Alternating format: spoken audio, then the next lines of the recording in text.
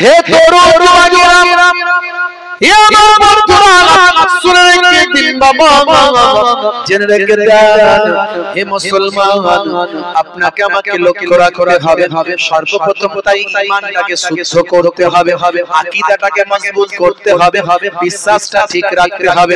কেন আমি এই কথাগুলো বললাম? তার মানে হলো, তার কারণ হলো আপনার রোল নাম্বার যদি হয় ফাঁকা, খাতা ভর্তি যদি হয় লেখা, মাস্টার খাতা দেখবেন পরীক্ষায় আপনি কোয়ালিফাই করতে পারবেন না, গ্র্যাজুয়েশন পাস আপনার হবে না, মাস্টার ডিগ্রি কমপ্লিট হবে না, এসএসসি তে কোয়ালিফাই করতে পারবেন না, আইএস আইপিএস ডব্লিউবিসিএস ভাই আমার পরীক্ষায় আপনি কোয়ালিফাই করতে পারবেন না। তার কারণ হলো রোল নাম্বারটা আপনার ফাঁকা, খাতা ভর্তি আপনার লেখা, রোল নাম্বারটা আপনি ভুল করেছেন, মাস্টার খাতা আপনার দেখবে না। হে তরুণ যুবকেরা, আমি যে আলোচনাটা করলাম সেটা হলো ঈমানের আলোচনা। ঈমান ছাড়া আমলের কোনো দাম নাই। আপনার ঈমানে যদি গন্ডগোল হয়, আপনার নামাজ কাজে লাগবে না। আপনি অনেক বড় নামাজি, অনেক বড় দাড়িওয়ালা, অনেক বড় জুব্বাওয়ালা, অনেক বড় ইবাদত করনেওয়ালা, কিন্তু নবীকে আমাদের মতো মানুষ মনে করেন। কথা দিচ্ছি লিখে দিচ্ছি, নবীকে যদি আমাদের মতো আমরাও যেমন মানুষ, নবীও তেমন মানুষ, আমরাও যা করি নবীও তা করে, আমরাও মরে গিয়েছে নবীও মরে গিয়েছে, এই আমাদের মতোই যদি নবীকে মনে করেন, হে তরুণ যুবকেরা শুনে রেখে দিন বাবা, আপনার এতদিনের ইবাদত কোনো কাজেতে লাগবে না। নবী মানুষ বলতে কি রকম মানুষ? আল্লাহ বলছেন আনা বাসারুম মিসলুকুম, বলে দাও আমি তোমাদের মতো মানুষ। তার মানে এটাই যে নবী ফারিস্তা নয়, নবী জিন নয়, নবী মালাইকা নয়, নবী মানুষ। কিন্তু তুমি যে সাধারণ মানুষের মতো মানুষ নও, সঙ্গে সঙ্গে আল্লাহ বলছেন বলে দাও উহা ইলাইয়া, আমার উপর ওহী নাজিল হয়। জোরে হবে না? তাহলে ওহী নাজিল হওয়া মানুষ আর আমরা মানুষ এক। ফারিস্তা ওহী নাজিল হওয়াটাকে ছেলে খেলামি ভাবলে তো হবে না। বক্তারা বলে শুধু ওহী নাজিল হতে পারে, ওহী নাজিল ছোটখাটো জিনিস নাকি? ওহী নাজিল হওয়া মানে ফারিস্তা জিবরাইল তার কাছে আসতো, আল্লাহর বাণী নিয়ে আসতো, আল্লাহর কথা নিয়ে আসতো। জোরে বলুন সুবহানাল্লাহ। হে তরুণ যুবকেরা, হে আমার বন্ধুরা, তাহলে ঈমানটাকে মজবুত করো, ঈমানের জায়গাটা ফাঁকা রাখবেন না, ঈমানের জায়গাটা গন্ডগোল না হয়। হে মুসলমান, আপনার বিশ্বাসটা ঠিক রাখবেন। আল্লাহ হলেন এক, আল্লাহ ওয়াহাব সুবহান, তিনি কাহাকেও জন্ম দেননি, কেহ তাহাকে জন্ম দেয়নি, সে আল্লাহর সমতুল্য আর কেউ নাই। কুল হুয়াল্লাহু আহাদ, আল্লাহুস সামাদ, লাম ইয়ালিদ ওয়া লাম ইউলাদ ওয়া লাম ইয়াকুল লাহু কুফুয়ান আহাদ। এটা আপনাকে মন থেকে প্রাণ থেকে ভালোবেসে বিশ্বাস করতে হবে, মানতে হবে, তারপরেই আপনি চলে আসবেন। হে তরুণ যুবকেরা, সমস্ত পয়গম্বরেরা যারা এসেছিলেন তারা সত্য, আর পয়গম্বরদের মধ্যে, নবীদের মধ্যে আমার আপনার নবী হলেন সর্বাপেক্ষা শ্রেষ্ঠ নবী। আমার আপনার নবীকে আল্লাহ রাব্বুল আলামিন আখিরি জামানার পয়গম্বর বানিয়েছেন এবং নবিউল আম্বিয়া করেছেন, সমস্ত নবীদের ইমাম বানিয়ে দিয়েছে। হে তরুণ যুবকেরা, আমরা কেন এত বেশি বেশি দয়ার নবীকে ভালোবাসবো? কারণ দয়ার নবী আমাকে আপনাকে সবচেয়ে বেশি ভালোবাসেন। হে তরুণ যুবকেরা, হে আমার বন্ধুরা, শুনে রেখে দেন, আল কিয়ামতের দিনে হযরতে আদম নবী, আদম সাফিউল্লাহ নফসি নফসি, মুসা সালিমুল্লাহ নফসি নফসি, দাউদ খলিফাতুল্লাহ নফসি নফসি, ইব্রাহিম খলিলুল্লাহ নফসি নফসি, মুসা কালিমুল্লাহ নফসি নফসি, ঈসা রূহুল্লাহ নফসি নফসি, ইসমাঈল যাবিউল্লাহ নফসি নফসি। কেবলমাত্র আমার আপনার নবী উম্মতি উম্মতি। তাহলে এটা হলো ঈমান, সেই নবীকে সবচেয়ে বেশি ভালোবাসা। বন্ধুরা, আসমানি কিতাবগুলোকে বিশ্বাস করতে হবে। 104 খানা আসমানি কিতাব, সব বিশ্বাস করতে হবে, আপনাকে বিশ্বাস করতে হবে, কিয়ামতের দিন যে হবে সেটা বিশ্বাস করতে হবে, মৃত্যুর বরাবর জীবিত হব সেটা বিশ্বাস করতে হবে। হে তরুণ যুবকেরা, ভাগ্যে ভালো মন্দ যা কিছু হয় সব আল্লাহর কাছ থেকে হয়, বিশ্বাস করতে হবে। কোথা থেকে হয় ভাগ্যে ভালো মন্দ, কোথা থেকে হয়? জোরে বলেন। মা মারা গেছে, বাপ চলে গেছে, ছেলে চলে গেছে, সন্তান চলে গেছে, কারবারে লস হয়েছে, কোথা থেকে হয়েছে? সব আল্লাহর কাছ থেকে হয়েছে। যদি আপনি অসন্তুষ্ট হয়ে যান, নারাজ হয়ে যান, মনে রাখবেন আল্লাহর প্রতি যদি আপনার বিশ্বাস, ভক্তি, ভালোবাসা যদি না থাকে, যদি আপনি এটা বিশ্বাস না করেন, আপনার যতই নামাজে ইবাদত থাকুক না কেন, ভাইরা আমার, আপনার ঈমান নষ্ট হয়ে যাবে। হে তরুণ যুবকেরা, তাহলে ঈমানটা, রোল নাম্বারটা আগে ঠিক করতে হবে। এরপর বড় আমল, সেটা হলো আপনার নামাজ। এবার আপনি আমল দিয়ে খাতাটা ভরবেন। আমল দিয়ে খাতা ভরতে গেলে সবচেয়ে বড় আমল নামাজ বাদ দেওয়া যাবে না। সবচেয়ে বড় আমল পিতামাতার খেদমত বাদ দেওয়া যাবে না। এগুলো হলো বড় বড় আমল। এই বড় বড় আমলগুলো যত বেশি ভালো করে করবেন, তত বেশি আমলের খাতা আপনার ভর্তি হবে, অর্থাৎ নাম্বারটা বেশি পাবেন, রেজাল্টটা ভালো হয়ে যাবে। আপনার তাহলে ঈমানের পরে আমল, ঈমানের পরে আমল। মরতে আপনি আগে আমাকে হবে। আপনি কেন এই সমস্ত কথাগুলো বিশ্বাস করবেন? এই যে মৃত্যুর পর জীবিত হওয়া, কিয়ামতের দিন হওয়া, মানুষ মারা যাওয়ার পরে রূহটা চলে যাবে, ফারিস্তারা সাদা কাপড়ে ব্যাং করে আকাশে নিয়ে চলে যাবে। বাবা, ঈমানদারদের রূহ থেকে খুশবু বের হবে, সুন্দর খুশবু বের হবে, সারা আকাশ মুখরিত হবে। ফারিস্তারা জিজ্ঞাসা করবে, কার রূহ, কার রূহ, কার রূহ? হে তরুণ যুবকেরা, এমন সময় ফারিস্তা বলবে, ওই বান্দার রূহ, অমুক গ্রামের অমুক বান্দার রূহ। তারা বলবে, এই মানুষটা বড় ভালো ছিল, কত সুন্দর রূহের খুশবু। হে তরুণ যুবকেরা, রূহ যদি ভালো হয়, মানুষ যদি আল্লাহ ওয়ালা হয়, সেই রূহটাকে নিয়ে গিয়ে ইল্লিনে নিয়ে যাওয়া হবে, অর্থাৎ যে রূহটা আল্লাহ জান্নাতি রূহে পরিণত হবে। আপনি মারা যাওয়ার সঙ্গে সঙ্গে আপনার রূহটা বের করে নিয়ে আকাশে চলে যাওয়া হবে। আবার কবরে যাওয়ার পরে প্রশ্ন করার জন্য সেই রূহকে ফিরিয়ে দেওয়া হবে। যখনই ফিরিয়ে দেওয়া হবে, আপনি দেখবেন যেন মনে হচ্ছে আসরের সময় হয়ে গেছে, সূর্যটা ডুবে যাবে। নামাজি বান্দা নামাজের জন্য পেরেশান হয়ে যাবে। ফারিস্তা বলবে, আর নামাজ নয়, এটা তুমি দুনিয়াতে নাই, এটা কবরের জিন্দেগিতে চলে এসেছো। এবার আমাদের তিনটে প্রশ্নের উত্তর দাও, তিনটে প্রশ্নের উত্তর দাও, আমাদের সওয়ালের জবাব দাও, জান্নাত পাবে। সওয়ালের জবাব যদি দিতে না পারো, দোজখ পেয়ে যাবে। কবরটাই হবে জান্নাত, কবরটাই হবে দোজখ। সেই জান্নাতের আরাম, জান্নাতের সুন্দর আরাম কবরে অনুভব করবে, আর রূহটা জান্নাতি রূহের জায়গায় যাবে।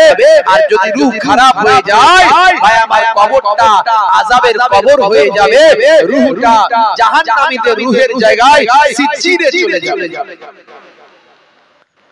শুধু তাই নয়, তিনটে প্রশ্ন হওয়ার আগে আপনি যা কাজ করেছেন দুনিয়ার জমিনে, আপনাকে সেগুলো লেখানো হবে। বাবা, ফারিস্তা ঢুকে বলবে, লেখো তুমি দুনিয়াতে কি কাজ করেছো, এতদিন ধরে কি কাজ করেছো তুমি লেখো।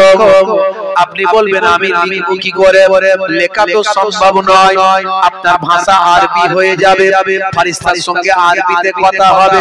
হে তরুণ যুবকেরা, হে আমার বন্ধুরা, সেই সময় ফারিস্তাকে বলতে থাকবে, বান্দা বলতে থাকবে, আমি লিখবো কেমন করে? আমার কলম আমার কাছে নাই। ফারিস্তা বলবে, কলম লাগবে না, তোমার হাতের শাহাদাত আঙ্গুলটা আজকে তোমার জন্য কলম হয়ে যাবে। আগুনটা কলম, এই আগুনটার সম্মান করতে হবে, এই আগুনটার বড় মর্যাদা, এই আগুনটার বড় ইজ্জত, এই আগুনটা ভালোভাবে ইউটিলাইজ করতে হবে, এই আগুনটা হবে কলম। হে বান্দা বলবে ও মালাইকা ফেরেশতারা কলমটা লিখো না, কালি কোথায় পাবো? হে তরুণ যুবকেরা, হে আমার বন্ধুরা, ফেরেশতা বলতে থাকবে তোমার জিবের থুতু লালা, এই জিবের থুতুর সঙ্গে লাগাও, ওটা আমার আল্লাহ আজকের দিনে তোমার জন্য কালি বানিয়ে দেবে। ফেরেশতাকে এমন সময় বান্দা বলতে থাকবে ও আমার মালাইকা ফেরেশতারা, ও আল্লাহর মালাইকা ফেরেশতারা, কলম বানালাম কালি না হলে হলো, লিখবোটা কোথায়, খাতা কোথায়, কাগজ কোথায়? এমন সময় আল্লাহর মালাইকা ফেরেশতারা বলবে এই যে বান্দা তোমাকে সাদা কাফন দিয়ে চাপা দিয়ে গেছে, এই কাফনটা আজকে তোমার জন্য খাতা বানানো হলো, আমার আল্লাহ আজকের দিনে এই কাফনটা তোমার জন্য খাতা বানিয়ে দিয়েছে। যা করেছেন এই আগুন কিন্তু মিথ্যা লিখবে না, ভুল লিখবে না, যা নয় তা লিখবে, তা হবে না, হবে নাকি? সারা জীবন আমরা ব্যাকডোর দিয়ে ঘুষ মেরে মেরে এমন হয়েছে, মনে মনে মনে করলে হবে না যে ফেরেশতাকে ম্যানেজ করে ফেলবো, অত সহজ নয়। যেখানে না হওয়ার নয় সেখানে ব্যাকডোর মেরেছে, নাও 500 টাকা, কাজটা করে দাও। সিগারেটের বাক্সে, দেশলাইয়ের বাক্সে, ভাই আমার এই টেবিল থেকে ও টেবিল চলে যাচ্ছে, ব্যাস সঙ্গে সঙ্গে কাজ হয়ে যাচ্ছে, সই হয়ে যাচ্ছে, আছে না নাই? চায়ের দোকানে চা খাচ্ছে, চা খেতে খেতে চায়ের বারের ভিতর দিয়ে পয়সা দিয়ে কাজ মিটে যাচ্ছে, হচ্ছে না হয়নি? এমন অভ্যাস হয়েছে, ঘুষ দিয়ে দিয়ে সব জায়গায় কাজ শেষ। ভাই আমার ফেরেশতা যখন জিজ্ঞাসা করবে মান রব্বুকা, বলবে এই নাও 5000 টাকা, হবে না কি? হবে আমার দিনকা, আমি অনেক বড় লোক ছিলাম, এই নাও 10,000 টাকা, আমার নবীকা এই নাও 20,000 টাকা। অত সহজ নয় ফেরেশতা, ये नहीं चलेगा, इधर नहीं चलेगा, उधर चलता था। হে তরুণ যুবকেরা, হে আমার বন্ধুরা, শুনে রেখে বাবা, জেনে রেখে মানুষ যখন প্রশ্ন জবাব দিয়ে দেবে, জবাব দেওয়ার সঙ্গে সঙ্গে তার রূহটা তুলে নিয়ে ফেরেশতারা আবার চলে যাবে। রূহ যদি ভালো হয় রূহকে নিয়ে যাওয়া হবে ইল্লিনে, আর রূহ যদি খারাপ হয় রূহকে নিয়ে যাওয়া হবে সিজিনে। হে তরুণ যুবকেরা, ইল্লিনটা কোথাও, ইল্লিনের মাকামটা কোথাও আপনাদের জানা আছে? শুনে রেখে দিন, জেনে রেখে দিন। হে তরুণ যুবকেরা, সাত সাবক আসমানের উপরে, হে তরুণ যুবকেরা, সাত সাবক আসমানের উপরে সিদরাতুল মুনতাহার পাশে আমার আল্লাহ ইল্লিনের মাকাম করেছেন। যে ইল্লিনের মাকামে সমস্ত নেক বান্দারা রূহগুলো একত্রিত হবে, সেই জগৎটা হলো আলাদা জগৎ, যেখানে জান্নাতি সুখ তারা অনুভব করবে। ভাইরা আমার তরুণ যুবকেরা, মানুষ মারা যাওয়ার পরে ইল্লিনে যখন রূহটা চলে যাবে, এক রূহ আর এক রূহের সঙ্গে গল্প করবে, খুশ মেজাজে থাকবে, আরাম আয়েশে থাকবে, একে অপরের প্রশ্ন নেওয়া দেওয়া করবে, জিজ্ঞাসা করবে, আচ্ছা বলো তো তোমাদের গ্রামে অমুক একটা মানুষ ছিল, সেই মানুষটা তুমি মারা যাওয়ার আগে কি সে মারা গেছে? বলে হ্যাঁ সে মারা গেছে, কিন্তু দেখো দেখো দেখো এখানে তো এত মানুষকে, এত মানুষের রূহ দেখতে পাই, সেই মানুষটাকে কেন দেখতে পাই না? সারা অন্যজন বলবে সেই মানুষটা দুনিয়ার জমিনে ভালো কাজ করেনি, হতে পারে সেই মানুষটার রূহটাও সিজ্জিনে চলে গেছে। মনে রাখবেন হে তরুণ যুবকেরা, সিদরাতুল মুনতাহার পাশে ইল্লিনের মাকাম, সাত তবক আসমানের উপরে ইল্লিনের মাকাম। সিজ্জিনটা কোথায়? হে তরুণ যুবকেরা, ফেরেশতা রূহটাকে নিয়ে যাবে আকাশে। রূহ যদি খারাপ হয় দুনিয়ার জমিনে বান্দা বেনামাজি ছিল, দুনিয়ার জমিনে বান্দা বেরোজাদার ছিল, দুনিয়ার জমিনে বান্দা লটারি করছিল, সুদ করছিল, দুনিয়ার জমিনে বান্দা মাতাল ছিল, জেনা করছিল, ব্যভিচার করছিল, দুনিয়ার জমিনে বান্দা অন্যায় অপরাধে লিপ্ত ছিল। বাহু দেখিয়েছে, বাহু দেখেছিস সলেমান খানের বডি একটা করে পাপড় ভাজা খাইয়ে দেবো, ওরে বাপরে আছে না নাই? মুসলমানের ছেলে হাতে বালা কানে দুল, নিজেকে একদম জানো বিউটিফুল, সর্বনাশ, নিজেকে কি কল্পনা করছে, খালি নায়ক নায়ক ভাব, যেন নায়িকা ভাব। মুসলমানের ছেলে সলেমান খানের ভক্ত আছে না নাই? হাতে বালা, পায়ে কালো কালো, বলছে দেখছিস আমার কত বাপ, রাগ করবেন না বাপ। মুসলমানের ছেলে যে বুক ফুলিয়ে বলে, এই যে সামনে ভোট আসছে, আপনাদের ভোট হয়ে গেছে নাকি? হয়নি, ভোট আসছে, ভয়ঙ্কর ব্যাপার। 35 কেজি ওজন, মিছিলের আগে তিরিং করে লাফাচ্ছে, বলছে দে ডান্ডা করে দেব ঠান্ডা, দেখছি বাপের বেটা কতটা ক্ষমতাশালী হয়েছে, বুঝতে পারতে? 35 কেজি ওজন, লাফাচ্ছে শুধু লাফাচ্ছে। আরে তোর নেতা তোকে কত টাকা দেবে, এত লাফাচ্ছিস কেন? তুই যদি মারপিট করতে গিয়ে মরিস তো সন্তানটাকে কে দেখবে? নেতা নেতানি একবার আসবে, দুইবার আসবে, তিনবার আর কেউ খবর নেবে না। তোর বাপটা সন্তান হারা হয়ে যাবে, তোর মাটা সন্তান হারা হয়ে যাবে, তোর স্ত্রীটা বেওয়া হয়ে যাবে, তোর সন্তানটা এতিম হয়ে যাবে। একবারও কি তুই চিন্তা করলে? আজ তুই নেতা, কাল হবে কেতা। কত প্রধানমন্ত্রী, মন্ত্রী, মুখ্যমন্ত্রী, কত নেতা মন্ত্রীরা এলো আর গেল, 5 বছরের ক্ষমতা শেষ হয়ে গেল। পৃথিবীর মানুষ তাকে মোড়া গুল দিয়েও মোছে না, আছে না নাই? নেতা যদি হতে হয় খলিফায়ে ওমর ফারুকের মতো নেতা হয়ে যাও, জিন্দা থাকা অবস্থাতেও মর্যাদা সম্মান, মারা যাওয়ার পরে তো মর্যাদা সম্মান। নেতা যদি হতে হয় হযরত খালিদ বিন ওয়ালিদের মতো হয়ে যাও, জিন্দা থাকা অবস্থাতেও সম্মান, মারা যাওয়ার পরেতেও সম্মান, সারাটা জীবন ধরে সম্মান। কোনদিন তারা মানুষের সঙ্গে খারাপ ব্যবহার তারা করেনি, বলেন ডান্ডা করে দেব ঠান্ডা, এই ক্ষমতা তারা দেখাননি, আছে না নাই? মুসলমানের ছেলে হাই রে হাই, এই লোকসভা ভোট, কিসের ভোট এটা? লোকসভা ভোট। বাপরে আমার, এতে কি তৈরি হবে? প্রধানমন্ত্রী তৈরি হবে। এটা মুখ্যমন্ত্রী তৈরি হওয়ার ভোট নয়, প্রধানমন্ত্রী তৈরি হওয়ার ভোট। ভয়ঙ্কর ব্যাপার।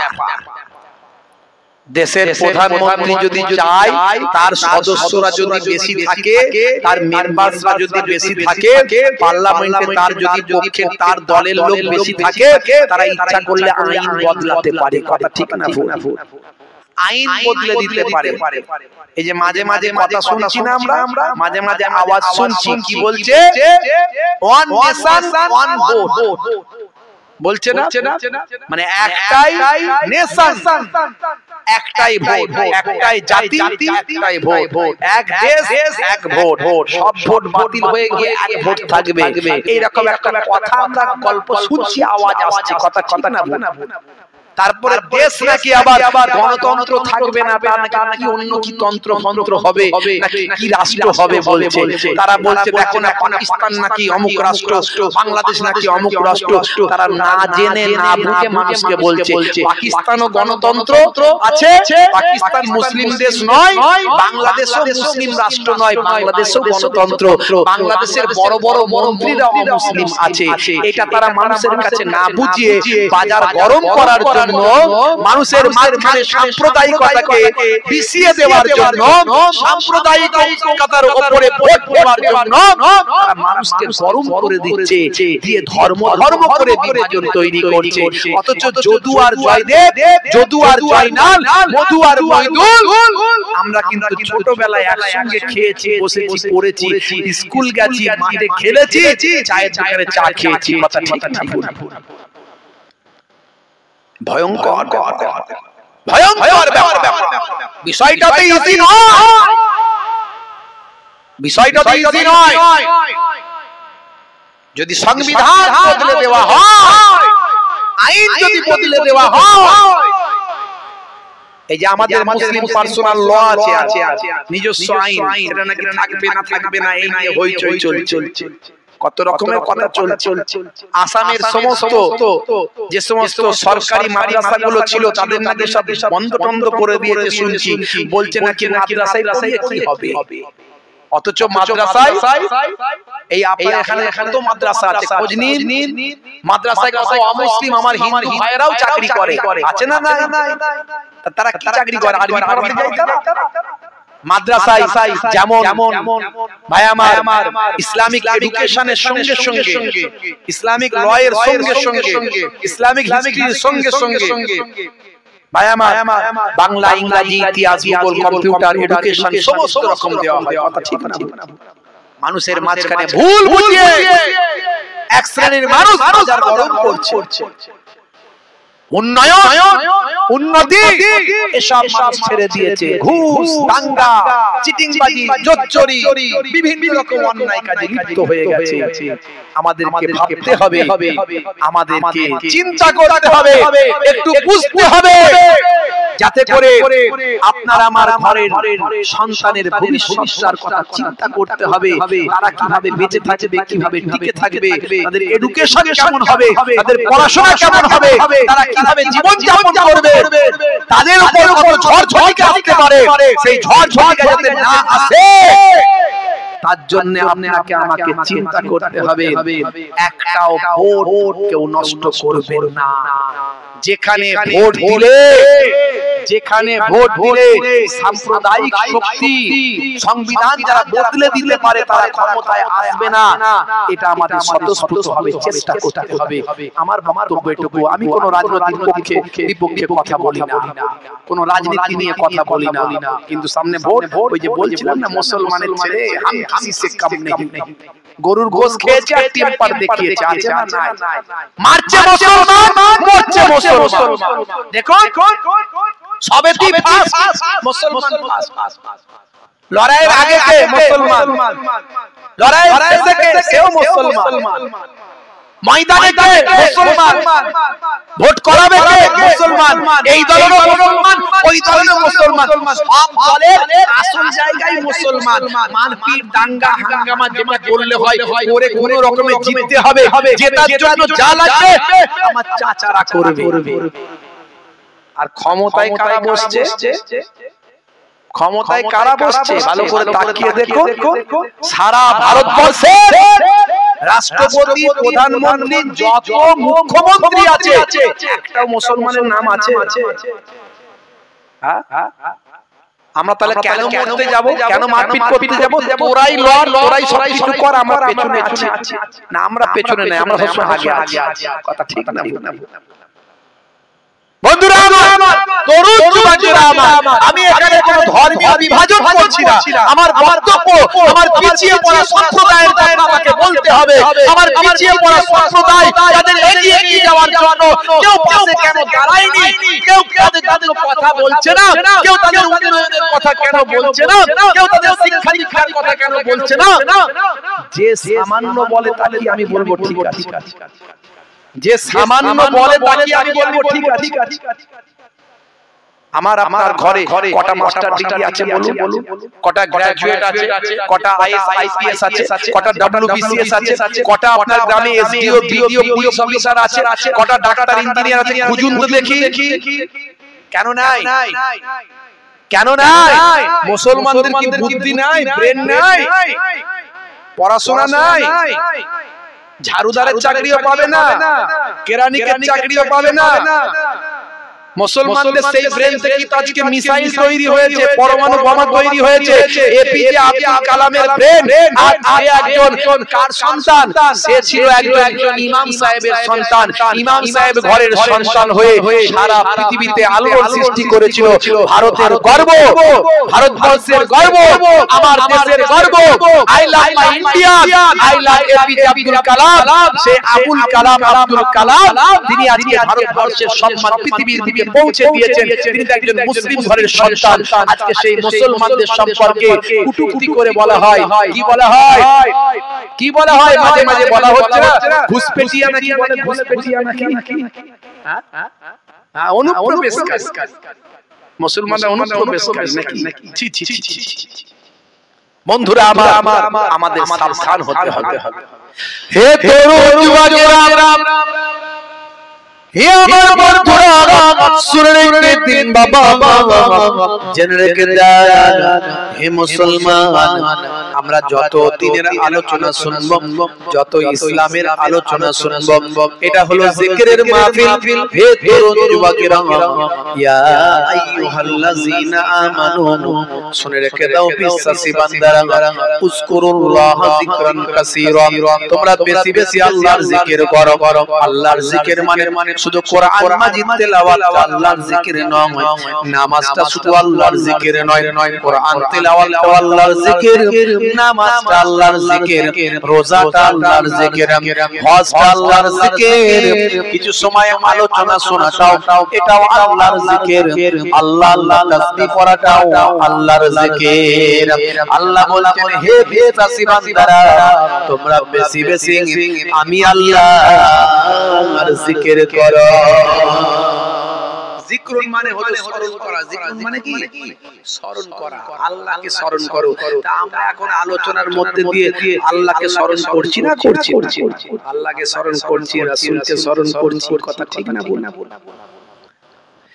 হে তরুণ যুবকেরা, হে আমার বন্ধুরা, তবে মনে রাখবেন আপনি শুধু আল্লাহর মহব্বত করবেন, আল্লাহর ইতাআত করবেন।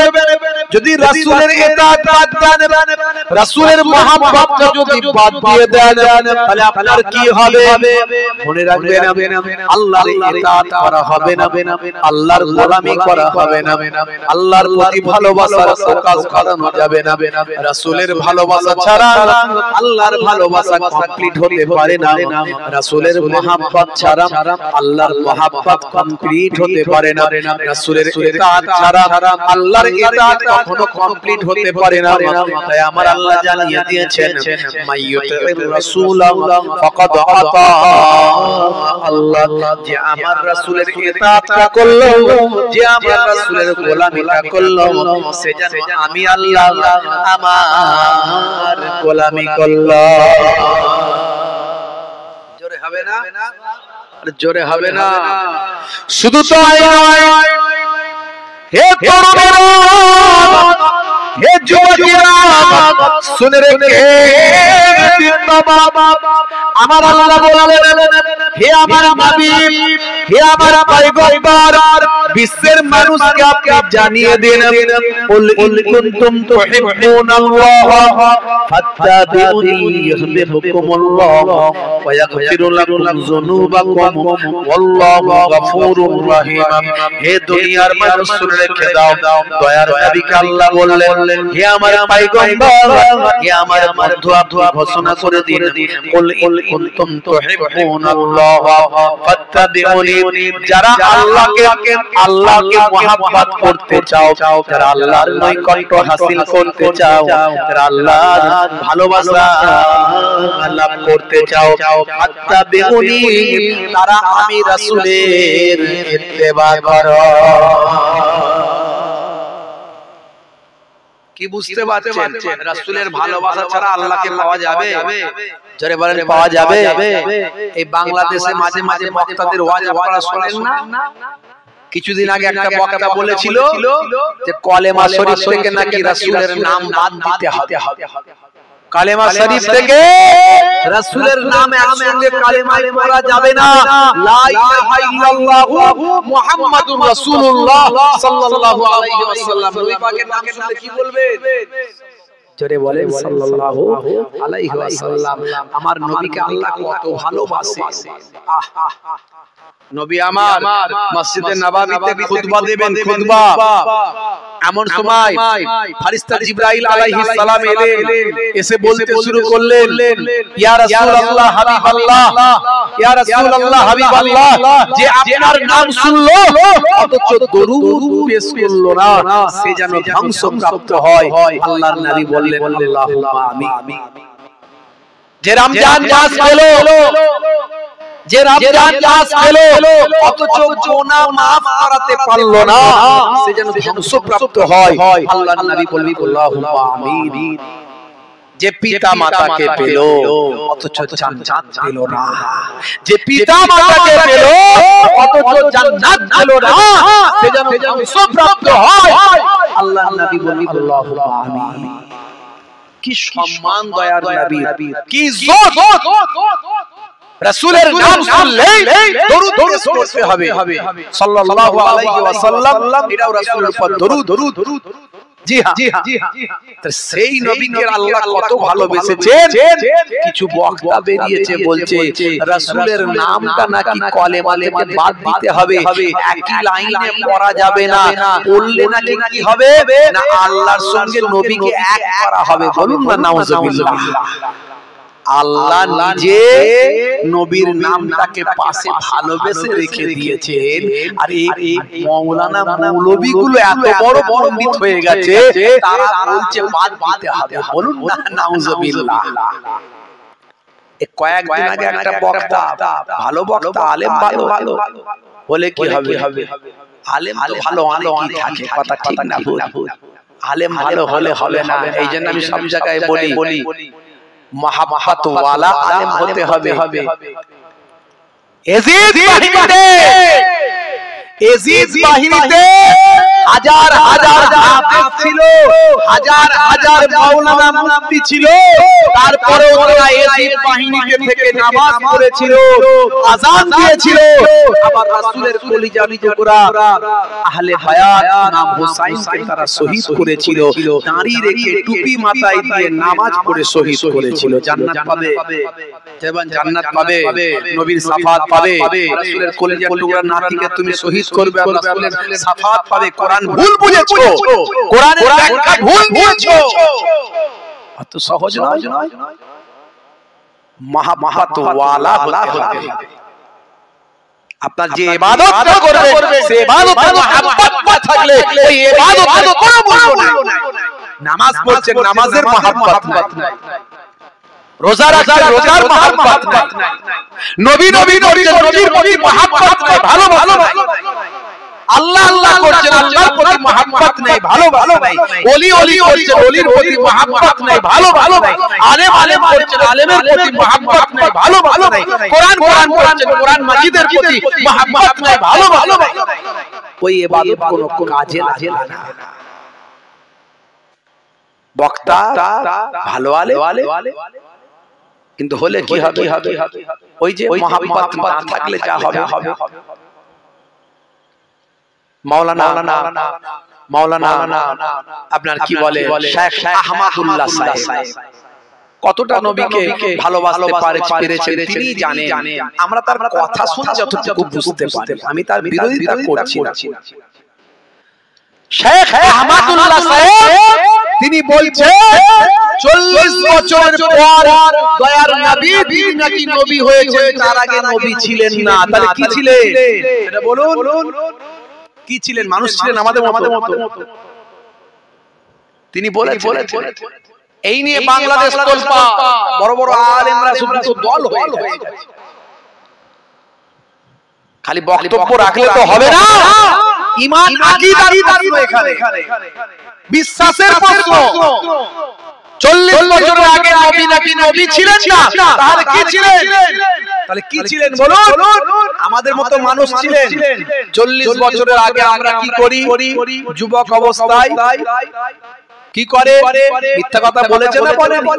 আমরা সবাই কি সারা জীবন সত্যি কথাই বলে এসেছি এতদিন পর্যন্ত? মিথ্যা কথা বলেছি, অন্যায় কাজ করেছি, কারো কাছ থেকে মাঝে মাঝে ঢিল মেরে আম পেরেও খেয়েছি ছোটবেলায়, হয়েছে না হয়নি? তাহলে নবীও কি করেছেন নাকি? তাহলে আপনারা কি বলতে হবে?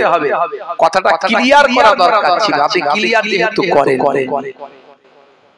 বন্ধুরা মাওলানা মুফতি গিয়াসউদ্দিন তাহিরি সাহেব দেখবেন মাঝে মাঝে জিকির করে, দেখবেন জিকির করে, সে জিকির করে টান বান মেরে জিকির করে। যদি আমাদের দাদা হুজুর কেবলা সেই জিকিরের পক্ষপাতী নয়, সে মাঝে মাঝে টান টান মারে, সে তার ব্যাপার, সেটা শরীয়তে কতটুকু বৈধ অবৈধ তার ব্যাপার।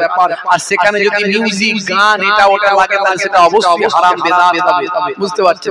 জিকির করে মাঝে মাঝে ওইবার টান মারে, বুঝতে পারছো? কিন্তু তারা তো আবার একটু বেশি আশি মানুষ, খুব খুব খুব কড়া কড়া কথা বলেছে, আলটিমেটাম দিয়ে দিয়েছে, বলেছে 48 ঘন্টার মধ্যে তোমাকে ক্ষমা চাইতে হবে, ক্ষমা চাইতে হবে, না হলে কি হবে? তোমার বিরুদ্ধে আইনগত ব্যবস্থা নেওয়া হবে। 48 ঘন্টার মধ্যে তোমাকে ক্লিয়ার করতে হবে যে তুমি যেটা বলতে চেয়েছো, তুমি এটা বলতে চাওনি। দয়ার নবী 40 বছরের আগেও নবী ছিলেন, আর 40 বছর বয়সে তিনি নবুয়তের স্বীকৃতি পেয়েছেন। এতদিন স্বীকৃতি পাননি, এতদিন প্রকাশ পায়নি, প্রমাণপত্র পায়নি, দলিল পায়নি। 40 বছর বয়স থেকে দলিল পেলেন, সেই দলিলটার নাম হলো কোরআন মাজিদ। জোরে হবে না? 40 বছরের আগেও নবী ছিলেন, কথা না ভুল। ছোট্ট বয়স, মা আমিনা রাসূলের আম্মা জান বলেন যে সাধারণত বাচ্চা যখন পেটে থাকে নারীরা যে কষ্ট অনুভব করে, সে কষ্ট আমি জীবনে অনুভব করিনি। যখন রাসূল পাক সাল্লাল্লাহু আলাইহি সাল্লাম আমার পেটে ছিল, তখন আমার কাছে বড় বড় নবীদের স্ত্রীরা, বড় বড় পয়গম্বরদের স্ত্রীরা, আম্মা জানেরা, তারা আমাকে স্বপ্নের মধ্যে দেখা দিয়ে আমার দয়ার নবীর সুসংবাদ তারা আমাকে দিয়েছে। শুধু তাই নয়, ছোট্ট বয়সের শিশু বাচ্চা যখন আল্লাহর নবীর এতিম বাচ্চা, আরবের নিয়ম হলো দুধের শিশু বাচ্চাদেরকে ভাই আমার অন্য দলের অন্য গোত্রের মানুষেরা নিয়ে গিয়ে মানুষ করে একটু বড় সরো করে বাচ্চাকে তার বাড়ির কাছে ফিরিয়ে দেয়, তার বিনিময়ে কিছু পুরস্কার পায়।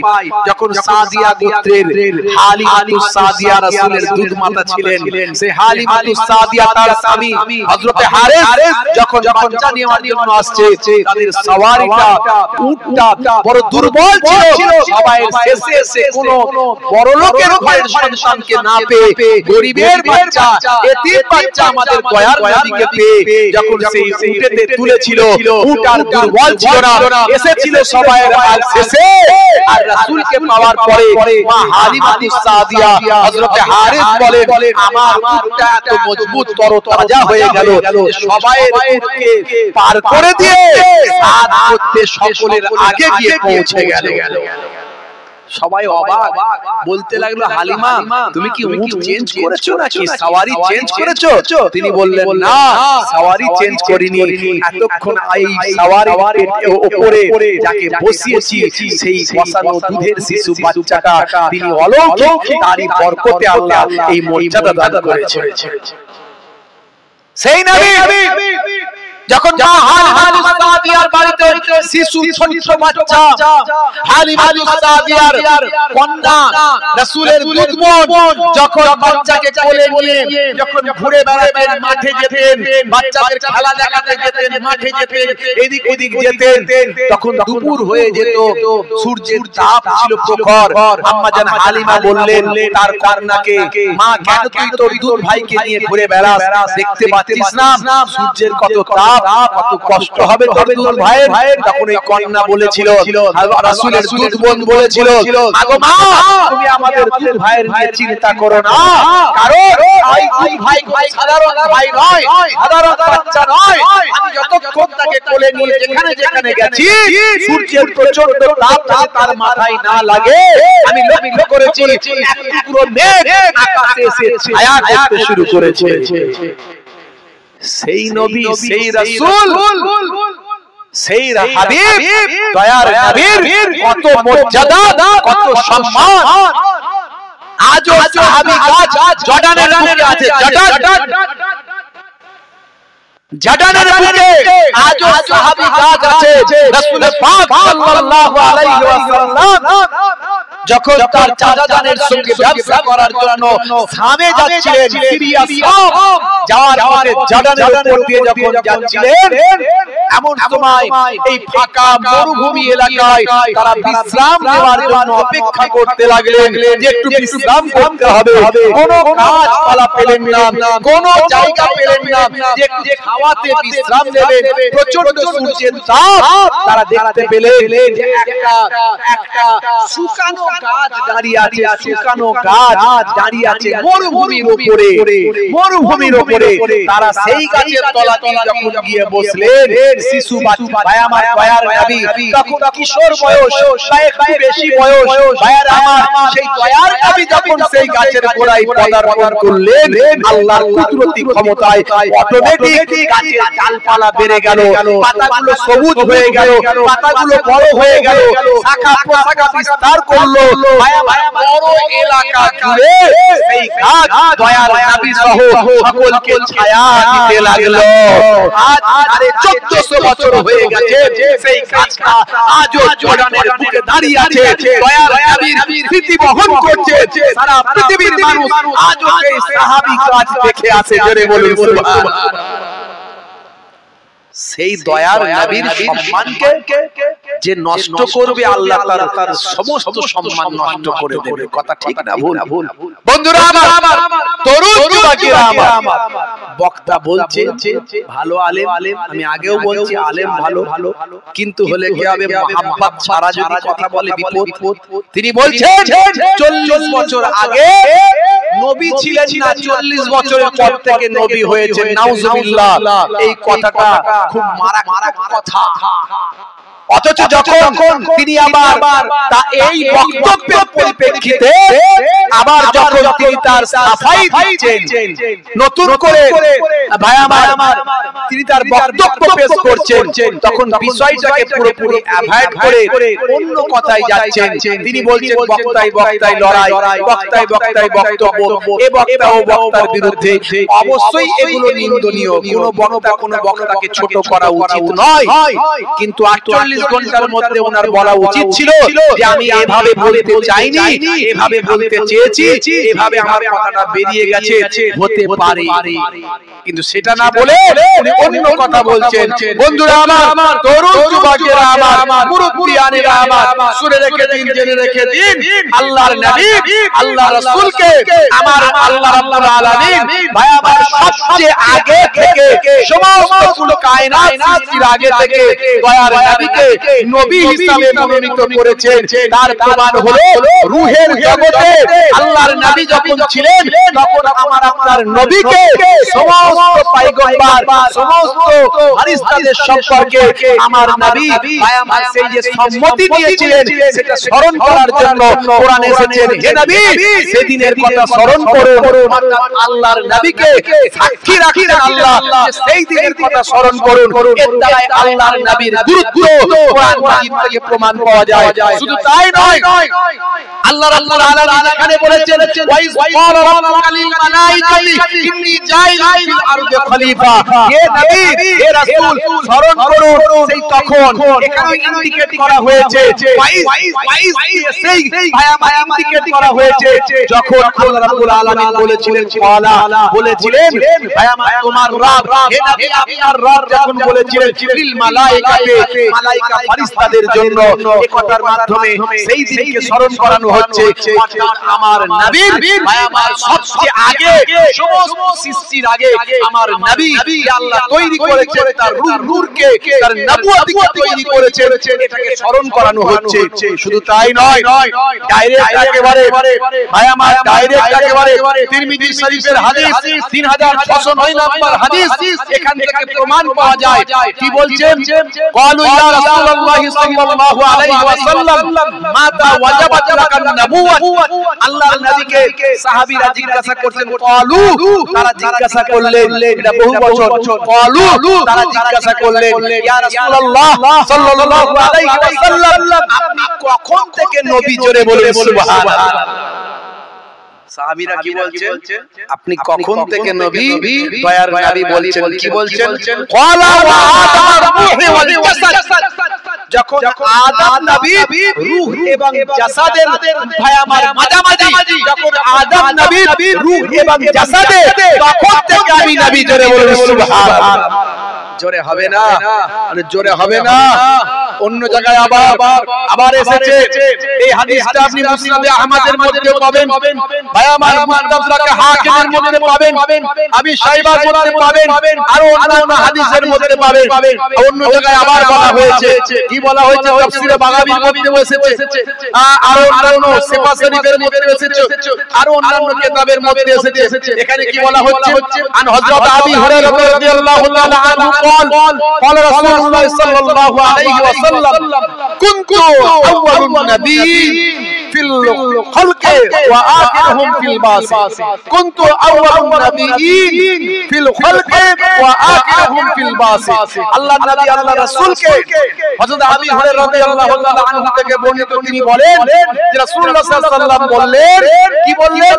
কুনতু আউয়ালুন নবী, সমস্ত নবীদের আমি হলাম প্রথম। জোরে হবে না, জোরে হবে না। আদম নবী আদি পিতা, আমার নবী তারও আগে নবী। জোরে বলুন সুবহানাল্লাহ। শুধু তাই নয়, দয়ার নবী কি বলছেন? ফিল খালকে, সৃষ্টির মধ্যে আমি হলাম সমস্ত নবীদের প্রথম, ওয়া আখিরুহুম ফিল বাসি, সবচেয়ে শেষে আমাকে আল্লাহ রাব্বুল আলামিন পাঠিয়েছেন। জোরে বলুন সুবহানাল্লাহ। বন্ধুরা আমার, আজকে বক্তাদের আলোচনাকে ঠিক করতে হবে। বিভিন্ন আকীদার বক্তা, বিভিন্ন মাসলাকের বক্তা, ভালো আলেম, ভালো বক্তা, কিন্তু তার মুহাব্বত আবার আপনার আকীদার সঙ্গে মিলবে না। দাদা হুজুর পীর কেবলা রাহমাতুল্লাহ আলাইহি যে মুহাব্বত, বসিরাট আল্লামা হুজুরের যে মুহাব্বত, পীরনগরী হুজুরের যে মুহাব্বত, ছোট হুজুর পীর কেবলার যে মুহাব্বত, বুঝতে পারছেন? আউলিয়ার যে মুহাব্বত, তারা যে কোরআন হাদিস থেকে মুহাব্বতটা পেয়েছে। কি রকম মুহাব্বত করতে হবে তার দলিল আল্লাহ নবী রওজা মুবারকে কেউ গেছেন কিনা বলতে পারবো না। এখানে হাজী সাহেব কেউ আছেন? কেউ হাজী সাহেব আছেন? হাতে দেখা হাজী সাহেব না, এখানে একজন হাজী সাহেব, অনেক পুরানো হাজী সাহেব, মুরব্বি মানুষ। আপনার মনে পড়বে কিনা জানি না, যারা টাটকা গেছে তাদের আরো মনে পড়বে। ভাইরা আমার, রাসূলের রওজা মুবারকের উপরে যে বড় গোলটা করা আছে, হ্যাঁ, পাশে ছোট ছোট দুটো গোল আছে, একটা দিয়ে হযরত আবু বকর সিদ্দিক হুজুরের রওজা, আর একটা দিয়ে হযরত ওমর ফারুক হুজুরের রওজা। বড় গোলটা দিয়ে রাসূলের রওজা। জোরে বলুন সুবহানাল্লাহ। ওই গোলটার উপরে দেখবেন কোরআন মাজিদের আয়াতে কারিমাতে লেখা আছে, সুন্দর করে একেবারে গোল্ডেন ওয়ার্ড দিয়ে লেখা আছে। কি লেখা আছে? ইয়া আইয়ুহাল্লাযীনা আমানু লা তারফাউ আসওয়াতাকুম ফাওকা সাউতিন নবী, সাবধান, তোমাদের আওয়াজটা, ভলিউমটা, তোমরা যখন কথা বলবে সেই কথাটাও যেন রাসূলের কথা, রাসূলের আওয়াজের থেকে জোরে না হয়ে যায়। রাসূলের সামনে যখন কথা বলবে তখন তোমাদের আওয়াজটা যেন রাসূলের আওয়াজের থেকে জোরে না হয়ে যায়। যদি হয় তাহলে কি হবে? তোমাদের আমলগুলো বেরিয়ে চলে যাবে, টের পাবে না, বুঝতে পারবে না। এই সমস্ত বক্তা আলেম ওলামারা কতটা ইহসাস করে এই বিষয়গুলো আমি ভাবি না, আমি বুঝতে পারি না, আমি জানতে পারি না যে তারা কিভাবে রাসূলের শান মান ইজ্জতকে ছোট করার চেষ্টা করেন বা অনিচ্ছায় কিছু করেন। কিন্তু মনে রাখবেন, আমরা অবশ্যই আল্লাহর সঙ্গে এক করে ফেলি না, কারণ আল্লাহ হলেন খালিক, রাসূল হলেন মাখলুক। মাখলুকদের মধ্যে এক নাম্বার শ্রেষ্ঠ, আল্লাহর পরে দ্বিতীয় চেয়ারে অধিষ্ঠিত যিনি, দ্বিতীয় আসনে অধিষ্ঠিত যিনি, তিনি হলেন আমার দয়ার নবী। জোরে বলুন সুবহানাল্লাহ। একদিকে আল্লাহর সমতুল্য করে ফেললে শিরক হবে, আর একদিকে রাসূলের সম্মানকে যদি সামান্য ছোট করে ফেলা হয় তাহলে কি হবে? কুফরি করা হয়ে যাবে। তাহলে খুব ভাবনা চিন্তা করে এই বিষয়গুলো কথা বলতে হবে। এগুলো ঈমানের কথা, এগুলো ঈমানের বিষয়। অথচ বক্তা যা মন যায় বলে ফেলে। কেউ বলে ফেলছে কলেমা থেকে নবীর নাম বাদ দেবে। কি করে বাদ দিবি তুই? জান্নাতের দরজায় রাসূলের নাম লেখা আছে, জান্নাতের জানালায় রাসূলের নাম লেখা আছে, বাইতুল মামুরে রাসূলের নাম লেখা আছে, আর আরশে আজিমে রাসূলের নাম লেখা আছে, কোরআনের পাতায় রাসূলের নাম লেখা আছে, আজানের মধ্যে দয়ার নবীর নামটা লেখা আছে। আজান কার জন্য? নামাজের জন্য। আজান কিসের আহ্বান? নামাজের আহ্বান।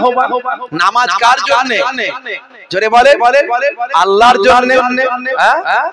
নামাজ কার জন্য? আল্লাহ বলছেন সালাতটা আমার জন্য, লি, আমার জন্য, নামাজটা আমার জন্য। তাহলে নামাজের জন্য আজান, আজানের আজানটা নামাজের জন্য, আর নামাজটা আল্লাহর জন্য। এখানে নবীর কোনো ব্যাপার নাই, কিন্তু আজানেও দেখুন নবীর নাম, নামাজের মধ্যেও রাসূলের নাম আছে না নাই? তাহলে আমার আল্লাহ কোথাও নবীর নাম বাদ দেন না। আজানে কি বলছে? আশহাদু আন্না মুহাম্মাদার রাসূলুল্লাহ,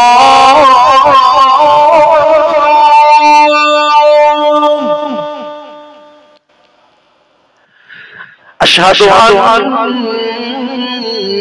মুহাম্মাদার রাসূলুল্লাহ।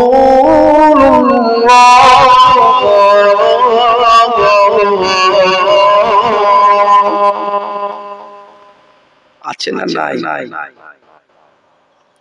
আজানে রাসূলের নাম, নামাজে আছে না নাই? নামাজের ভিতর আমরা দরুদ শরীফ পড়ি তো, অনেকে বলে দরুদে ইব্রাহিম, বলে না? বলে। কোথায় পেলে? কোথায় লেখা আছে এটা দরুদে ইব্রাহিম? না, ইব্রাহিম নবীর নাম আছে তাই দরুদে ইব্রাহিম। কেন আমাদের নবীর নাম কি তোমার চোখে পড়েনি? হ্যাঁ, দরুদে মুহাম্মাদি তো বলছো না? প্রথমে তো আমাদের নবীর নাম আল্লাহুম্মা সাল্লি আলা মুহাম্মাদিউ ওয়া আলা আলি মুহাম্মাদ, আছে না নাই?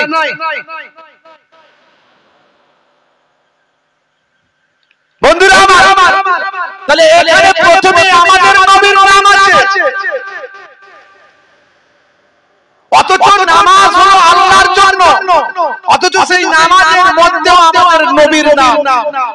শুধু নবীর নাম তা নয়, ওয়ালা আলে মুহাম্মদ আছে না নাই? ওয়ালা আলে মুহাম্মদ মানে কি? ওয়ালা আলে মুহাম্মদ, আলা মানে উপরে, আল মানে পরিবার, মুহাম্মদ মানে মুহাম্মদ সাল্লাল্লাহু আলাইহি সাল্লাম। তাহলে মুহাম্মদ সাল্লাল্লাহু আলাইহি সাল্লামের উপর পরিবারের উপরেও দরুদ করে বলে সুবহানাল্লাহ, জোরে হবে না? শুধু তাই নয়, ওয়ালা ইবাদিল্লাহি সালিহিন মানে কি? জোরে বলেন, মানে কি? ওয়ালা ইবাদিল্লাহি সালিহিন, সালিহিন বান্দা, আব্দুনের বহুবচন ইবাদ, ওয়ালা ইবাদিল্লাহি সালিহিন বহুবচন জামা। তো এখানে বন্ধুরা আমার, দরুদ বাজিরা আমার, সালেহীন বান্দাদের কথা বলা হয়েছে, সালেহীন বান্দাদের উপরেও দরুদ জোরে বলুন সুবহানাল্লাহ। সালেহীন বান্দা কারা? সালেহীন বান্দা কারা? সালেহীন বান্দা তারা আল্লাহর ওলি বান্দা যারা। একদল মানুষ বেরিয়েছে না, বলছে কোরআনে যে বন্ধুর কথা বলা হয়েছে সেই বন্ধু তো আমরা। আগে রাজমিস্ত্রির কাজ করছে, এখন শায়েখ হয়ে গেছে, শায়েখ হয়ে গেছে। বলছে কোরআনে যে বন্ধুর কথা বলা হয়েছে, আলা ইন্না আউলিয়া আল্লাহি লা খাউফুন আলাইহিম ওয়া লা হুম ইয়াহজানুন, বলছে এই যে বন্ধুর কথা বলা হয়েছে, ওলি মানে বন্ধু, এই বন্ধু আমরা। আল্লাহর বন্ধু আমরা। পেচ্ছাপ করে পানি নেয় না, সে আল্লাহর বন্ধু। মিথ্যা কথায় ফোয়ারা উড়িয়ে দেয়, সে আল্লাহর বন্ধু। যেখানে পাই, যে খাওয়াই খাই, হারাম না হালাল চিন্তা নাই, বলে আল্লাহ বন্ধু। তুই যদি আল্লাহর বন্ধু হবে, খাজা গারিব নামাজ কে, বড় পীর সাহেব কে, তাদের জীবন জিন্দেগি পড়ে কি পাও? মুজাদ্দিদ জামানের জীবন জিন্দেগি পড়ে কি পাও? তুমি আমি যদি বন্ধু হই, তারা সারা জীবন চিটিংবাজি, দোচরি, ধাপ্পাবাজি, এখন দাঁড়িয়ে রেখে, এখন নামাজ পড়ে, এখন বক্তা হয়ে গেছে বাংলা পড়ে। আগে রাজমিস্ত্রির কাজ করতো, এখন কি বলে বক্তা হয়ে শায়েখ হয়ে গেছে। আগে মোবাইল রিপেয়ারিং এর কাজ করতো, প্যান্ট শার্ট পরে বসে দোকানে বসে গান লোড করতো। লেখা আছে যেখানে গান লোড করা হয়, এখন এখন বিরাট বড় দাড়ি ফাড়ি রেখে দিয়ে মনে মনে ভাবছে আমি বিরাট বড় আলেম হয়ে গেছি, মাদ্রাসায় পড়ি আর নাই পড়ি শায়েখ হয়ে গেছি। বোকা মুসলমানদের ভুল বুঝিয়ে বিরাট বড় শায়েখ হয়ে গিয়ে বলছে আমরা হলাম আল্লাহর বন্ধু। নাউজুবিল্লাহ। এতদিন গান লোড করে লোকের মোবাইলে গান লোড করে দিয়েছো, তুমি এখন আল্লাহর বন্ধু হয়ে গেলে, তাহলে বড় পীর সাহেব খাজা গরিব নওয়াজ কি? এই সব ভুল ভাল কথাবার্তা আমাদের সমাজে ছড়াচ্ছে, আমাদের যুব সমাজকে শেষ করেছে, ঈমানকে নষ্ট করে দিচ্ছে, রাসূলের মহব্বতকে নষ্ট করে দিচ্ছে, ওলি আউলিয়াদের মহব্বতকে নষ্ট করে দিচ্ছে, আদবকে নষ্ট করে দিচ্ছে। এখন সমাজের 70 থেকে 80% লোক বিয়াদব হয়ে গেছে। 70 থেকে 80% লোক এখন বিয়াদব হয়ে গেছে। আদব জিনিসটা নাই, অথচ ইসলামের বড় জিনিস হলো আদব। নামাজ পড়বেন সেটাও আদবের সঙ্গে পড়তে হবে। নামাজ পড়লেই জান্নাতে যাবেন, যাবে সবাই জান্নাতে চলে যাবে। দাড়ি রাখলেই জান্নাতে চলে যাবে, অত সহজ নয়।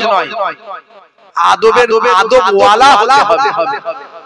আপনি নামাজ পড়ছেন, নামাজের আদব নাই, রাসূলের আদব নাই, ওলি আউলিয়াদের আদব নাই, কোরআনের আদব নাই।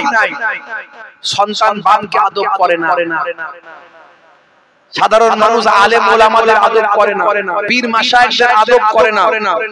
ইবলিস শয়তান কিন্তু আদম নবীর আদব করেনি।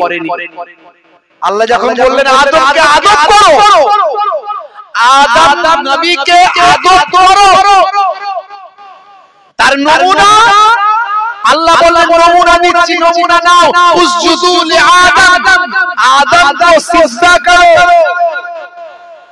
সবাই মেনে নিয়েছে, আদব করেছিল, ফাসাজাদু ইল্লা ইবলিস। ইবলিস কিন্তু আদব করে। সে কি বলেছিল? আল্লাহ আমি মাটির তৈরি পুতুলকে সিজদা করতে পারবো না।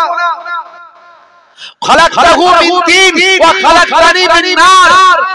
আপনি তাকে মাটি থেকে সৃষ্টি করেছেন, আমাকে আগুন থেকে সৃষ্টি করেছেন। আনা খায়রুম মিনহু, मैं उससे बड़ा हूं, मैं उसमें बड़ा हूं। আল্লাহ বললেন তোমার যুক্তিটা ঠিক আছে, কিন্তু যুক্তিতে মুক্তি নাই।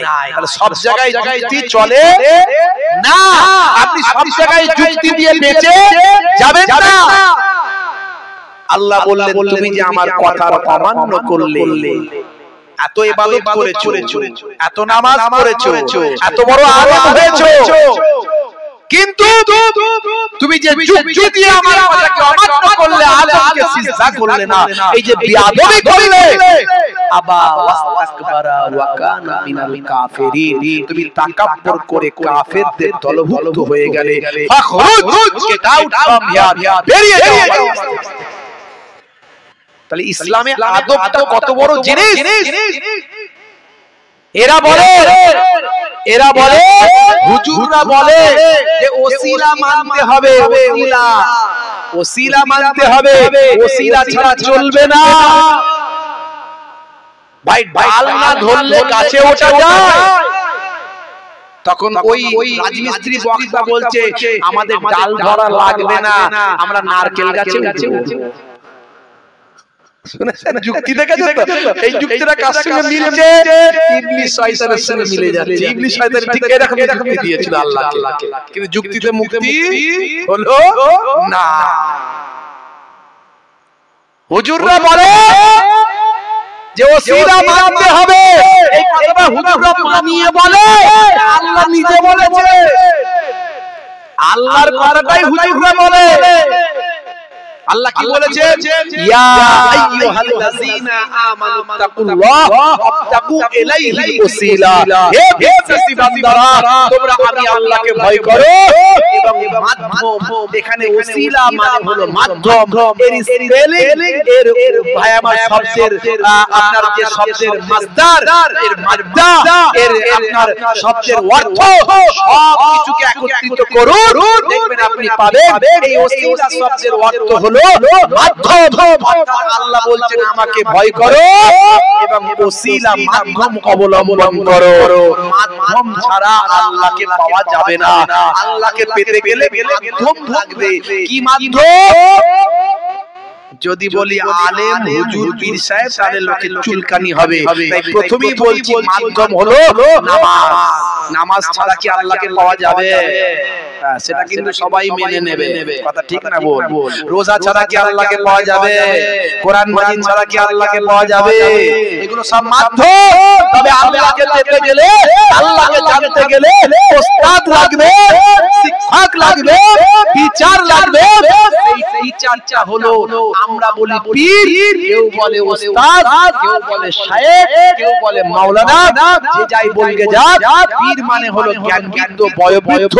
আমরা তাই পীর মুর্শিদদের মানে সেই ওস্তাদ, ওস্তাদ যিনি আপনাকে সঠিক পথের শিক্ষা দেবেন, যিনি আপনাকে বায়ামার ভুল থেকে দূরে সরিয়ে আনবেন, যিনি আপনাকে সঠিকটা বুঝিয়ে দেবেন, সেই পীর মুর্শিদটা এটাও হলো মাধ্যম।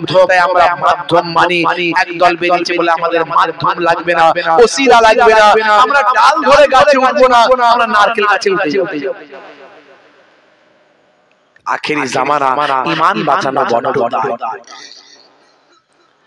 হে তরুণ যুবকেরা, হে আমার বন্ধুরা, শুনে রেখে দিন বাবা।